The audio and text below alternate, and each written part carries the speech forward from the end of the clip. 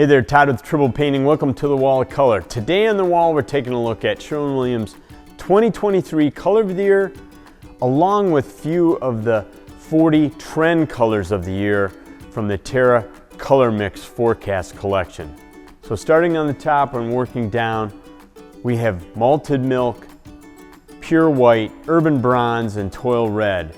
And then on this side, we have Foothills, Cool Beige, Carmeline, and Hushed Auburn.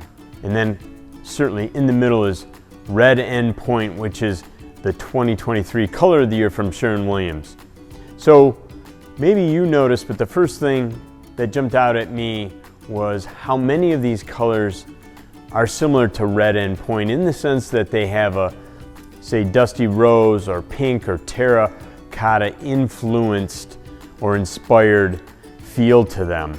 So it made me wonder, is that just random that we came up with those colors out of the 40 that ended up on our wall?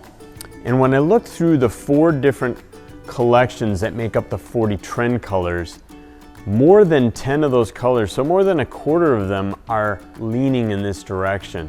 So I think Sherwin Williams is really saying to us that they feel this is the direction of color trends going forward.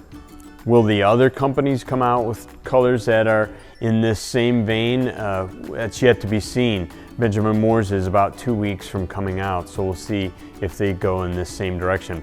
But I think with more than a quarter of the colors in this sort of color family, it's certainly something I think Sherwin Williams is planting their flag on.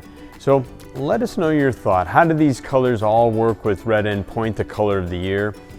Is this sort of a trend that you could see embracing in your home? Where would you use it? Let us know your thoughts on this color of the year and this color trend that we're starting to see from Sherwin Williams. Thanks for watching our video. Please hit subscribe and like. It'll help other people who are interested in color find us.